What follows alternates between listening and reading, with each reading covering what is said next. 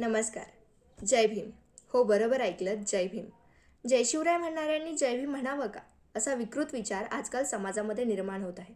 परंतु ही फार मोठी शोकांतिका आहे. आपण या महापुरुषांना समजून न घेता, ज्यांनी जातीवादाला झुगारून देऊन जातीव्यवस्थेच्या पलीकडे जाऊन प्रतिकूल परिस्थितीत मात करत समता, बंधुता, न्याय, शिक्षण, स्वराज्य यासारख्या मूल्यांची ओळख करून दिली, त्याच महापुरुषांना आज आपण जातीव्यवस्थेच्या चौकटीत अडकवण्याचा प्रयत्न करत आहोत. त्यांना देवत्व बहाल करण्याच्या धडपडीत आपण सदैव असतो आणि स्वतः मात्र जबाबदारी शून्य होऊ पाहतो. खऱ्या अर्थानं शिव, शाहू, फुले, आंबेडकर यांच्या विचारांचा दिव्य वारसा जो आपल्याला लाभला आहे, त्या वारशाचे जतन आणि संवर्धन करणं ही खऱ्या अर्थानं त्यांना दिलेली मानवंदना ठरेल.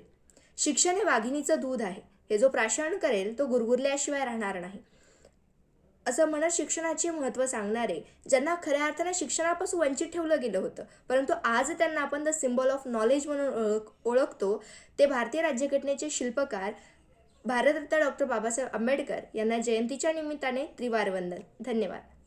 नमस्कार. जय भीम. हो, बरोबर ऐकलत, जय भीम. जय शिवराय म्हणणाऱ्यांनी जय भीम म्हणावं का, असा विकृत विचार आजकाल समाजामध्ये निर्माण होत आहे. परंतु ही फार मोठी शोकांतिका आहे.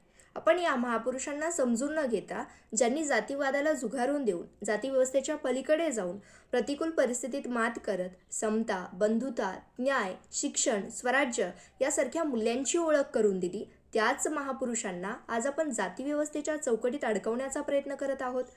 त्यांना देवत्व बहाल करण्याच्या धडपडीत आपण सदैव असतो आणि स्वतः मात्र जबाबदारी शून्य होऊ पाहतो.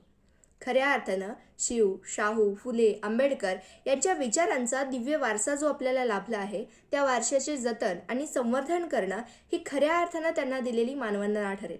शिक्षण हे वाघिणीचं दूध आहे, हे जो प्राशन करेल तो गुरगुरल्याशिवाय राहणार नाही, असं म्हणत शिक्षणाचे महत्त्व सांगणारे, ज्यांना खऱ्या अर्थानं शिक्षणापासून वंचित ठेवलं गेलं होतं, परंतु आज त्यांना आपण द सिम्बॉल ऑफ नॉलेज म्हणून ओळखतो, ते भारतीय राज्यघटनेचे शिल्पकार भारतरत्न डॉक्टर बाबासाहेब आंबेडकर यांना जयंतीच्या निमित्ताने त्रिवार वंदन. धन्यवाद.